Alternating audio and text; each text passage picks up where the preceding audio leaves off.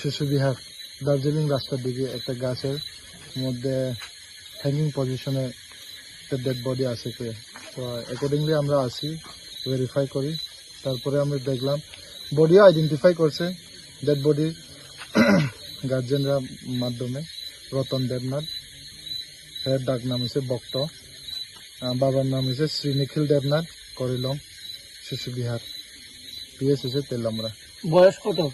বয়স 28।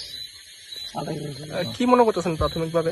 প্রাথমিকভাবে দেখলো যে কন্ডিশনে যেভাবে আমরা পাইছি এটা হ্যাঙ্গিং পজিশনে, সেলফ হ্যাঙ্গিং। কি কারণে এরকম হতে পারে কিছু খবর মানে এখন পর্যন্ত কোনো তদন্ততে চলছে। তারপরে পিএমটিএম এর পোস্টমর্টম রিপোর্টের পরে আমরা জানতে পারবো ক্লিয়ার ভাবে। তো পরিবারে কি কোনো রকম ঝামেলা বা কিছু? কোনো এরকম ভাবে রিপোর্ট নাই এখন পর্যন্ত।